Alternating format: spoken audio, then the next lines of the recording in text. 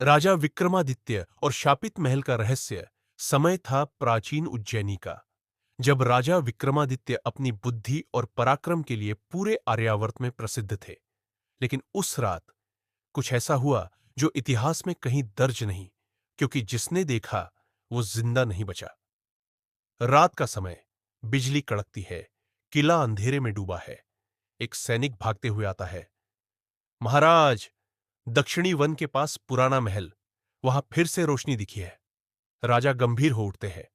राजा विक्रमादित्य अपने मंत्री वीरसेन और जासूस तंत्रभद्र के साथ जंगल की ओर निकलते हैं। रास्ते में सन्नाटा, उल्लू की आवाज और धुंध चारों ओर। तंत्रभद्र: महाराज, कहते हैं यह महल 100 साल पहले राजकुमारी वसुधारा का था, जो एक रात्रि में रहस्यमयी तरीके से गायब हो गई थी। महल पहुंचते हैं।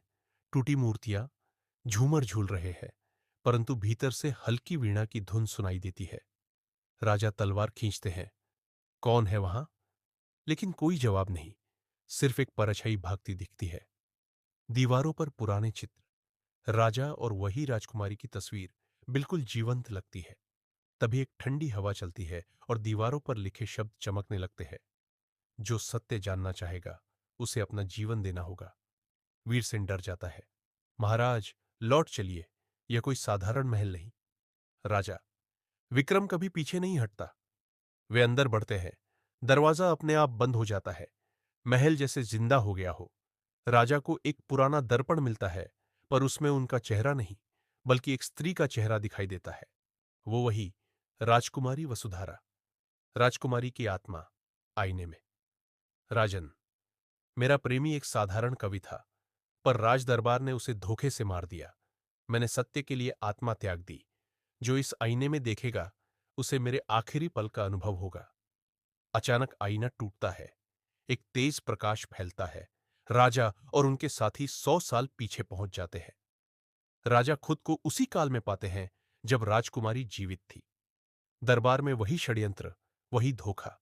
राजकुमारी को दोषी ठहराया जा रहा है और कवि को मृत्युदंड दिया जाने वाला है। राजा समझ जाते हैं, यह महल शापित इसलिए है क्योंकि वहां अन्याय हुआ था। अब इतिहास खुद उन्हें सत्य सुधारने का मौका दे रहा है। राजा विक्रमादित्य: न्याय वहीं होगा जहां सत्य की जीत होगी। वे असली दोषियों को पकड़ते हैं और कवि व राजकुमारी को मिलवा देते हैं।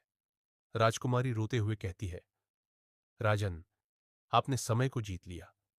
महल दोबारा प्रकाश में डूब जाता है। राजा की आंख खुलती है।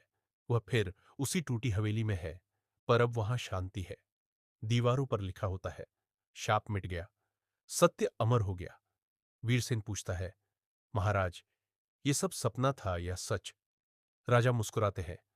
सपना वही जो मन को झकझोर दे, और सच वही जो आत्मा को छू जाए।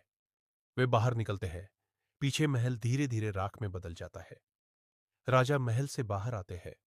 उनके वस्त्रों की जेब में एक पुराना काव्यपत्र मिलता है, जिस पर वही कवि का नाम लिखा है, तंत्रेश। 100 वर्ष पूर्व राजा स्तब्ध। क्योंकि उनके साथ यात्रा करने वाला तंत्रभद्र वही व्यक्ति था, यानी वह कवि पुनर्जन्म लेकर राजा के साथ गया था और अब उसकी आत्मा मुक्त हो गई थी। वॉइस ओवर, अंतिम पंक्ति। समय बदल जाता है, पर सत्य की गूंज अमर रहती है, और वही गूंज आज भी उज्जैनी के उस शापित महल में सुनाई देती है।